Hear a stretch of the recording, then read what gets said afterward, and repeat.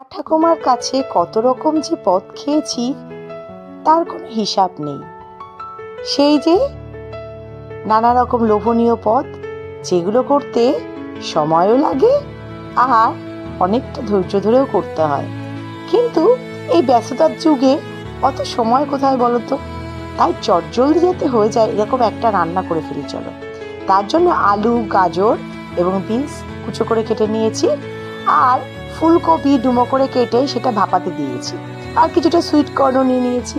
এবারে কড়াইতে সাদা তেল দিয়ে সেই চৌকো করে কাটা আলুগুলো ভেজে নিলাম। একটু ওই মোটামুটি 60% মতো ভেজে নিয়েছি, আর গাজরগুলো ভেজে নিয়েছি, আর দিয়ে দিলাম বিনস। সেটা একটু ভাজা হয়ে গেলে তুলে নিলাম। সবগুলোই কিন্তু খুব বেশি করে আমি ভাজবো না। দেখো, ফুলকপিটাও দিয়ে দিয়েছি, আর দিয়ে দিয়েছি পরিমাণ মতো নুন, কাশ্মীরি লঙ্কা আর সামান্য পরিমাণ হলুদ। এটা দিয়েও ফুলকপি একটু ভেজে নিলাম, দিয়ে তুলে নিলাম। এরপরে কড়াইতে দিয়ে দিলাম সাদা তেল, আর তার মধ্যে অল্প ঘি। এরপরে আগে থেকেই আমি সয়াবিনটা ভাপিয়ে রেখে দিয়েছিলাম, সেটা জল ঝরিয়ে নিয়ে সেটা দিয়ে দিলাম, আর তার মধ্যে দিয়ে দিলাম পরিমাণ মতো নুন আর হলুদ। আবারও কড়াইতে দিয়ে দিলাম 2 টেবিল চামচ মতো ঘি, আর তার মধ্যে দিয়ে দিলাম গোটা গরম মশলা, আর 2টো তেজপাতা কুচি করে কেটে দিয়ে দিলাম। সেটা একটু ভাজা ভাজা করে নিয়ে সেই যে জল ঝরানো চালটা সেটা দিয়ে দিলাম।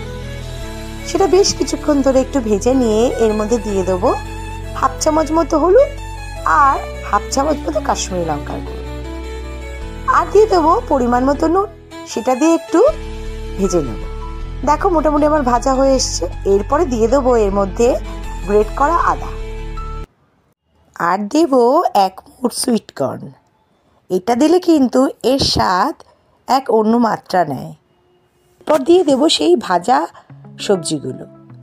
সেটা দিয়ে আরও বেশ কিছুক্ষণ একটু ভেজে দিয়ে দেবো পরিমাণ মতো নুন। তবে কিন্তু খেয়াল রেখো, আগেও কিন্তু নুন দেওয়া হয়েছে, তাই একটু বুঝেই নুনটা দিতে হবে। এরপরে দিয়ে দেবো 1 মুঠ কিশমিশ আর 1 মুঠ কাজু। আবারও একটু ভালো করে নেড়ে চেড়ে দিয়ে দেবো গরম জল। তবে যে কাপের মাপ নিয়ে চাল নিয়েছিলাম সেই কাপের মাপেই কিন্তু আমি গরম জল দিয়েছি। আমি 2 কাপ চাল নিয়েছিলাম, আর সেই জন্য আমি 4 কাপ গরম জল দিয়ে 10 মিনিটের জন্য ঢেকে রেখেছি। ঢাকনা খুলে পরিমাণ মতো মিষ্টি আর কাঁচা লঙ্কা দিলেই হয়ে গেল আজকের ভেজ সোয়া পোলাও। গরম গরম এটা কিন্তু খেতে দারুণ লাগে, এর সঙ্গে কিচ্ছু লাগে না।